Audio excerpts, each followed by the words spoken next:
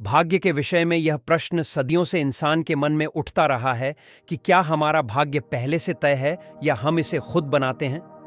वसुदेव नाम का एक किसान जो मेहनती और ईमानदार था, अपने जीवन में अनेक कष्टों का सामना कर रहा था।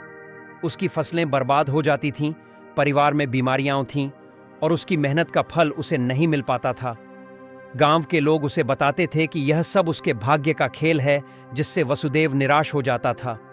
वह सोचता था कि क्या सच में उसका भाग्य पहले से लिखा हुआ है और क्या वह इसे बदलने के लिए कुछ नहीं कर सकता। इस निराशा के बीच वसुदेव ने भगवान बुद्ध से मिलने का निर्णय लिया, क्योंकि उसने सुना था कि बुद्ध इस तरह के सवालों के उत्तर दे सकते हैं। अपनी पत्नी मणि के समर्थन से उसने यात्रा शुरू की, जो लंबी और कठिन थी। रास्ते में उसे कई कठिनाइयों का सामना करना पड़ा, लेकिन उसका संकल्प मजबूत था। एक बूढ़े साधु से मिलने के बाद, जिसने उसे बताया कि उत्तर उसके भीतर ही है, वसुदेव ने बुद्ध के आश्रम पहुंचने की कोशिश जारी रखी। आखिरकार वसुदेव बुद्ध के पास पहुंचा और अपनी समस्याओं के बारे में बताया। बुद्ध ने उसे एक कहानी सुनाई, जिसमें उन्होंने कहा कि जैसे एक बीज का विकास उसके देखभाल पर निर्भर करता है, उसी तरह हमारे जीवन की दिशा भी हमारे प्रयासों पर निर्भर करती है। यह कहानी वसुदेव को यह समझाने के लिए थी कि भाग्य और मेहनत का संबंध कैसे होता है। सूख जाएगा तुम्हारा भाग्य भी इसी तरह से काम करता है। तुम्हारे पूर्व जन्मों के कर्म बीज के समान हैं और तुम्हारे वर्तमान कर्म उसे पानी और पोषण देने वाले तत्व हैं। वसुदेव ने बुद्ध की इस कहानी को ध्यान से सुना, लेकिन वह अब भी अपने सवाल का पूरा उत्तर नहीं पा सका था। उसने सोचा कि क्या उसके कर्म वास्तव में उसका भाग्य बदल सकते हैं। बुद्ध ने स्पष्ट किया कि भाग्य और कर्म एक दूसरे से जुड़े हुए हैं। भाग्य वह है जो तुम्हारे पिछले कर्मों का परिणाम है, लेकिन यह पत्थर की लकीर नहीं है। तुम्हारे वर्तमान कर्म तुम्हारे भविष्य का निर्माण कर सकते हैं। बुद्ध ने एक उदाहरण दिया कि मान लो तुम्हारे पास एक नाव है जो नदी की धारा में बह रही है। तुम्हारा भाग्य उस धारा के समान है, लेकिन तुम्हारे पास चप्पू है और तुम्हारे कर्म वे चप्पू हैं जो तुम्हें धारा के विपरीत दिशा में भी ले जा सकते हैं। वसुदेव अब कुछ हद तक समझ चुका था कि कर्म और भाग्य कैसे आपस में जुड़े हुए हैं, लेकिन उसके मन में अब एक और सवाल उभर रहा था। उसने बुद्ध से पूछा कि अगर कर्म ही हमारा भाग्य बनाते हैं, तो क्या इसका मतलब यह है कि जो भी मेरे साथ अभी हो रहा है वह मेरे पूर्व कर्मों का ही फल है? बुद्ध मुस्कुराए और उत्तर दिया कि यह महत्वपूर्ण है कि तुम वर्तमान के महत्व को समझो।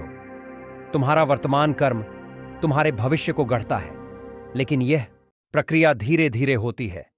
जैसे एक बीज से वृक्ष बनने में समय लगता है, तुम्हारे पिछले कर्मों के परिणाम को बदलने के लिए धैर्य और निरंतरता की आवश्यकता होती है।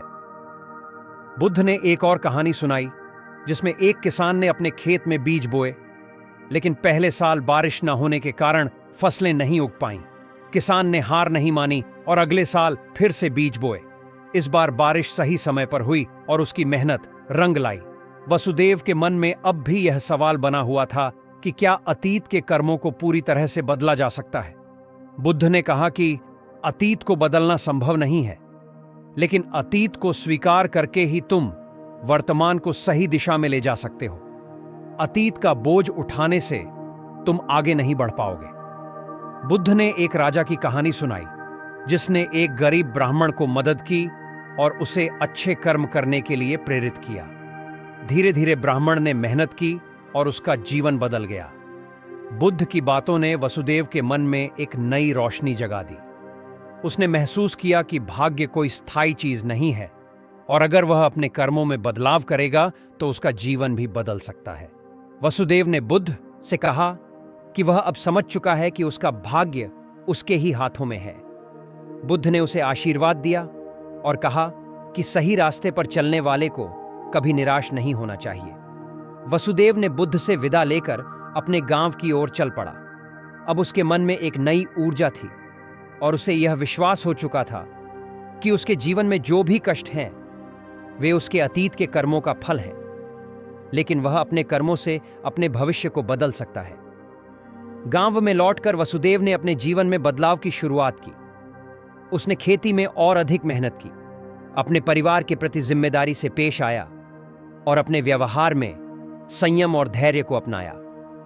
धीरे धीरे उसके जीवन में सकारात्मक बदलाव आने लगे।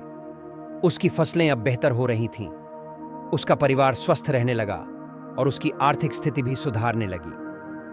वसुदेव के जीवन में धीरे धीरे सब कुछ बदलने लगा।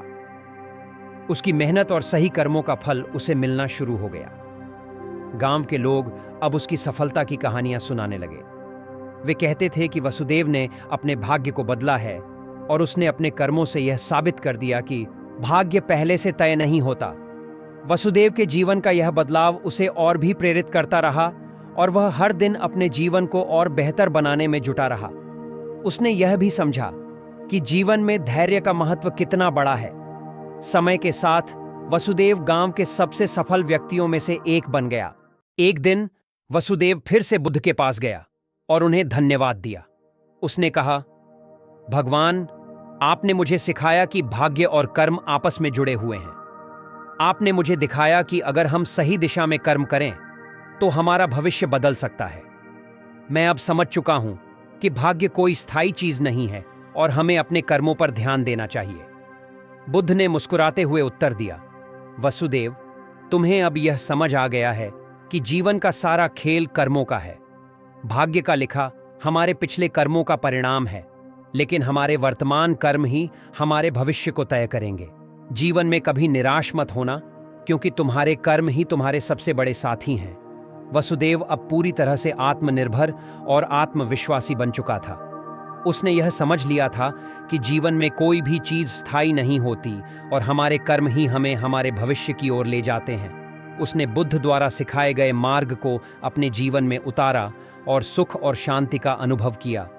इस कथा का संदेश यही है कि हमारा भाग्य पहले से तय नहीं होता, हमारे कर्म ही हमारे भविष्य का निर्माण करते हैं। अगर हम सही दिशा में कर्म करेंगे तो हम अपने जीवन में सुख और समृद्धि प्राप्त कर सकते हैं। जीवन में कभी हार न मानें, क्योंकि आपके कर्म ही आपके भाग्य को बदल सकते हैं।